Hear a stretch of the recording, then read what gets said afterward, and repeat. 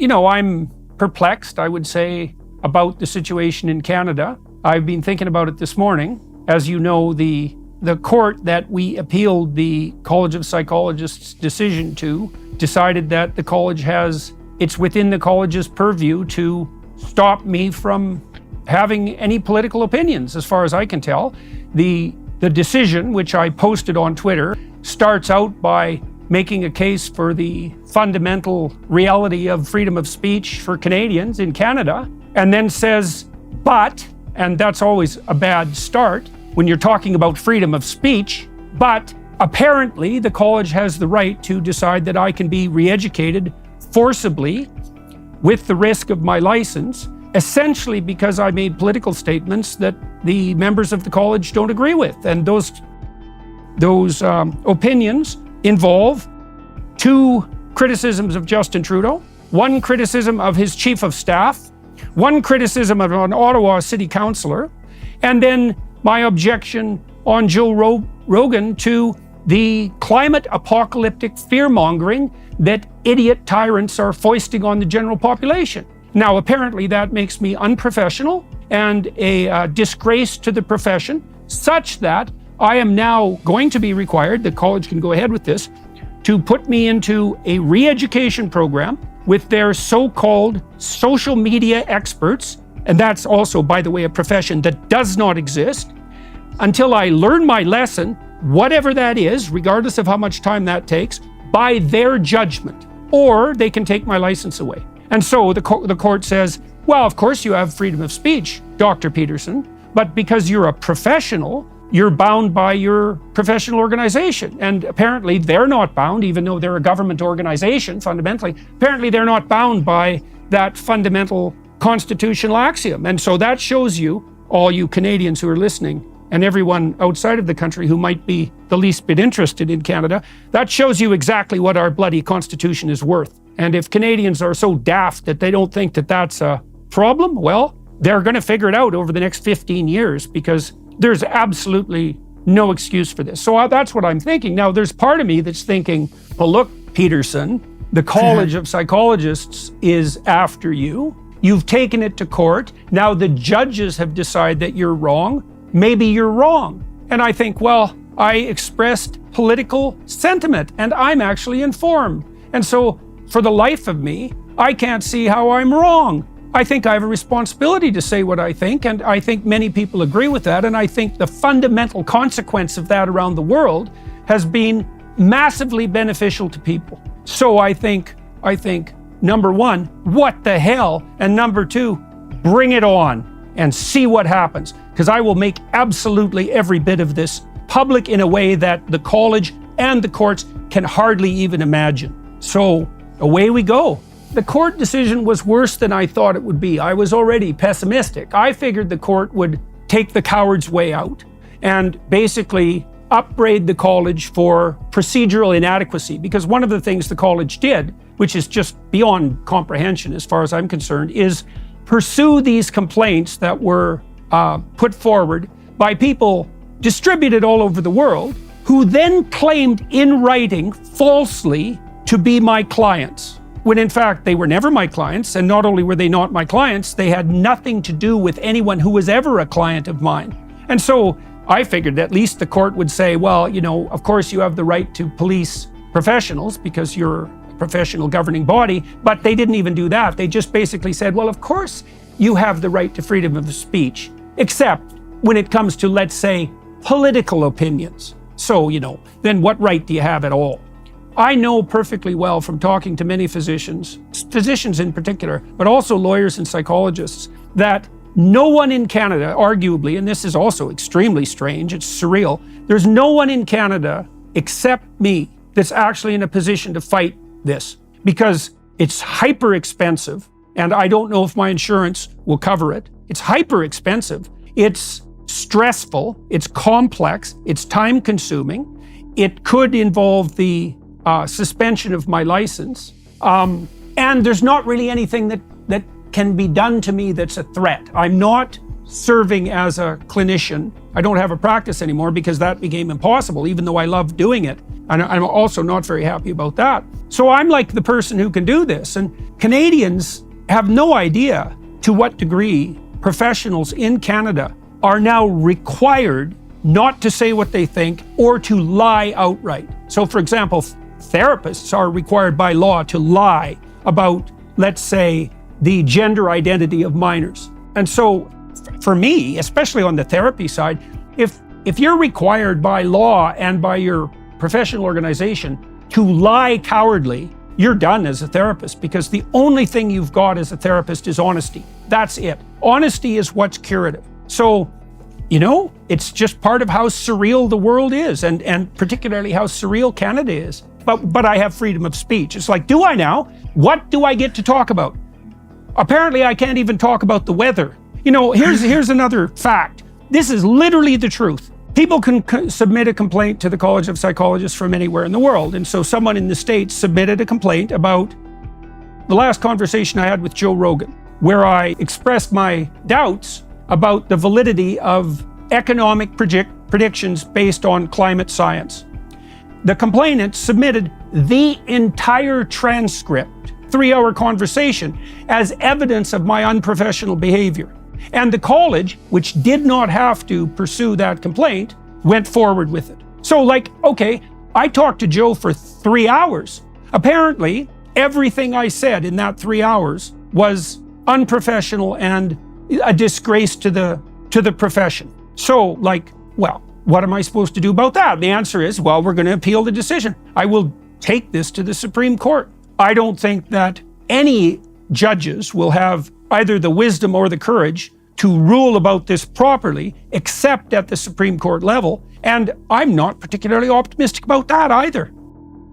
Why do you have the right to freedom of speech? Well, the answer is because there's no difference between free speech and thinking, no difference between free speech and dialogue, and no difference between free speech and problem solving and negotiation, and therefore peace. If you eliminate that, people can no longer think, they can no longer adapt, they can no longer negotiate, they no longer even know how to orient themselves in the world.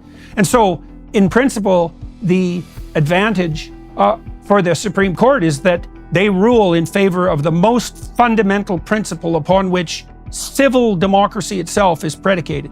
Now, I don't think we have the right to free speech in Canada. I think this decision today demonstrates that. Obviously, I saw the same thing with the Law Society in Canada. Partly was why I'm not surprised at this ruling. I've been through this before, and I see that Canada's walked down that idiot path for at least 30 years. So our country is in, well, this is where I start to get doubtful. It's like, either I'm wrong or the country is in trouble. Now, to tell you the truth, I would rather be wrong, but I've thought it through. It's like, okay, what did I do exactly?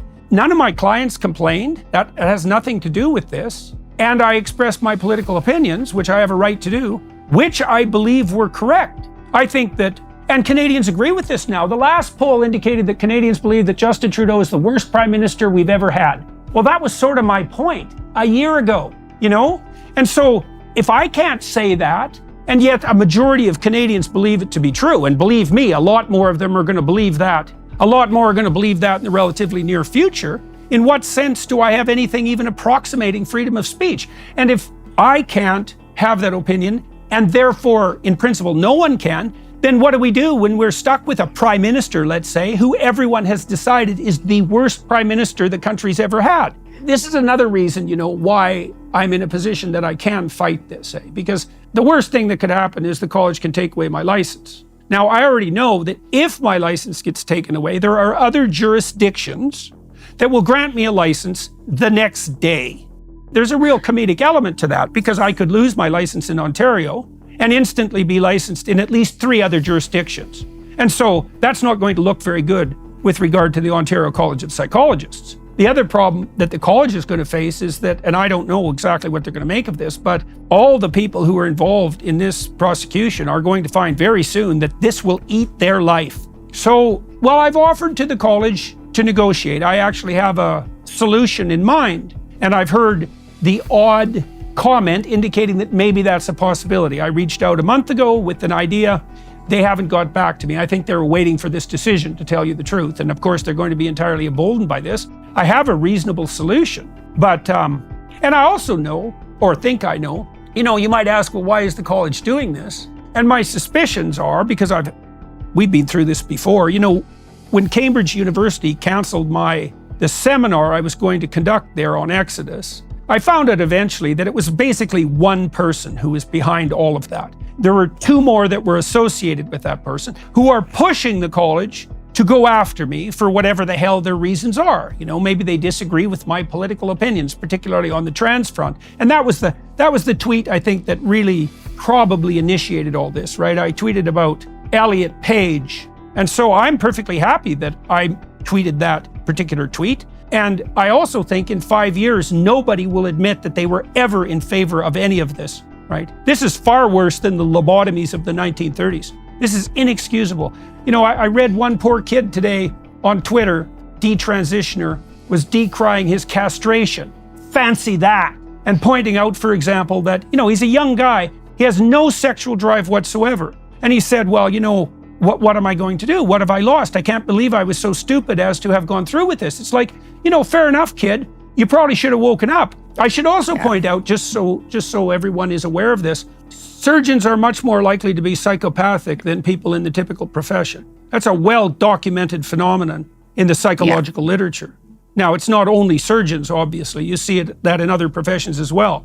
But if you happen to be sadistic and psychopathic, a profession that allows you to cut people up, and you think, well, there are no people like that. It's like, well, I think they just arrested some nurse in the UK for killing a bunch of babies in her psychopathic and sadistic manner. And so if you don't think there are people like that, you're naive beyond belief, and you better bloody well pray that you never meet anyone like that, because they're looking for someone just as naive as you to have their way with.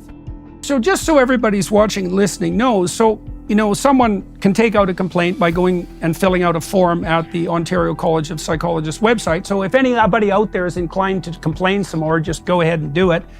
But the college doesn't have to pursue those complaints because they can define them as vexatious and just troublemaking, right? So it isn't even only that members of the public, the millions of people that I'm communicating with, let's say, are prone to complain, but that the college itself decided that that was sufficient grounds to threaten my license and to force me into re-education. Of course, they're not doing it for disciplinary reasons. If you're not doing it for disciplinary reasons, it's like, why is it forced? And why am I being upbraided? That's like the definition of disciplinary. So that just shows you how mendacious the decision is. But there's another problem too there. And here's the problem. I'm not wrong. So that's a big problem. And I swear I will do this. If I am required to undergo the retraining, I will undergo the retraining. And I will tape it. And I will broadcast it. And then everyone else can decide for themselves just exactly what the hell's going on, and whether or not I've contemplated my words, whether or not I've thought through everything I say carefully, whether or not I have any grounds for my opinions. I don't say things that I haven't thought about, and thought about a lot. And so I agree with Canadians that Justin Trudeau is the worst prime minister that the country has ever had. And I think he's actually far worse than people think. And I think that professionals in Canada no longer have the right to express their thoughts, which invalidates them as useful professionals. And I think they're pushed into a corner so badly that even the brave professionals I know, and I do know some, are unwilling to fight this, to even make public statements in support of me. And if you think that is the hallmark of a free country, there is really something wrong with you. You bloody well better wake up. And if you think that if that's happening to professionals, that it's not going to happen to you, well, you are exactly naive enough to deserve exactly what's coming down the pipeline for you. This is the rule. All responsibility on the political front abdicated by the average citizen will be taken up by tyrants and used against you. And so you either take responsibility for this, which means to get involved in the political process, or you suffer the consequences. Now, a young person might be thinking, well, what could I do? And I would say, that's actually not a good attitude. And I mean that practically. Because what you will find if you're young, if you go volunteer for a political campaign, let's say, first of all, you're going to learn a lot. You're going to sharpen your political beliefs. You're going to learn how to put an argument forward. And then if you're competent and hardworking, you're going to find that avenues of opportunity open for you on the political front so quickly that you can hardly imagine it. And that's partly because most political organizations are chronically short of help and absolutely chronically short of competent help. And so if you stepped into the political arena, you'd learn to speak more fluently, you'd learn to put your arguments together, you'd learn to be more responsible, you'd take the responsibility onto yourself and strengthen yourself as a consequence, you'd keep the country on the straight and narrow, and you'd keep it free, and all sorts of opportunities would emerge for you. And so that's what you do. Now, people don't do that, and it's partly also because they're taught, oh, you know, the whole system is so corrupt that nothing can be done about it. It's like, well, if that's the case, you're in real trouble. And if it's not the case, take advantage of the opportunity. Get out there, do something about it. You know, you're a citizen. It means you have some responsibility. If you're a citizen without responsibility, you're headed for slavery. Simple as that. That's how the world works. If you don't stand up for yourself, obviously the people who will exploit you, obviously. So I don't think it is hopeless at all. I think that the fundamental bedrock of our institutions is still solidly enough in place,